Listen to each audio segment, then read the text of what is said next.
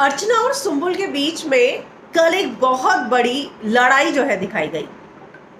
इस लड़ाई की वजह ये थी कि जब अर्चना सुम्बुल बाहर गए उस दौरान सलमान खान ने जो क्लिप्स दिखाई थी उन क्लिप्स के बारे में आके सुम्बुल ने घर वालों को बताया। हालांकि जब अर्चना ने सुम्बुल से सवाल किया तो वो पलट गई कि मैंने सबको नहीं बताया है। और सबसे बड़ी बात, सुम्बुल ने जिस तरीके से बताया, देखिए वो जो बाथरूम क्लिप थी मैं मानती हूँ गलत था, लेकिन जिस तरीके से सुम्बुल ने बताया वो और ज्यादा गलत साउंड कर रहा था और एक गलत नैरेटिव जो है वो तैयार हुआ सौंदर्या के बारे में।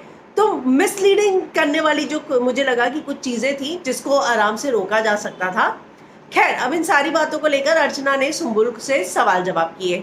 इसके बाद सुम्बुल कहती हुई नजर आई कि मैं सुम्बुल तौकीर खान हूं, नहीं पता तो बाहर जाकर देख लेना।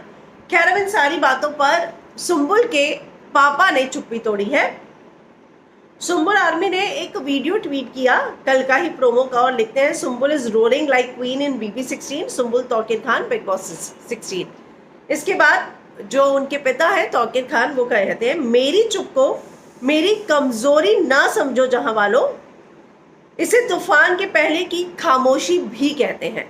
यानी कि जो अभी तक सुम्बुल खामोश थी वो कहते हैं कि तूफान से पहले की खामोशी की तरह था वो, और जो मैं चुप थी तो मेरी कमजोरी नहीं थी। वो आगे कहती है, मेरी औकात जंगल की हवा तुमको बता देगी, अभी पिंजरे में हूं, बच्चे भी कंकड़ मार देते हैं। तो कहीं ना कहीं उनका ये कहना है कि वो अभी तक जब तक जागी नहीं थी या गेम शुरू नहीं किया था तब की बात और है, लेकिन अब सुम्बुल सामने आ गई हैं और अब सुम्बुल वाकई में सभी को जवाब देगी।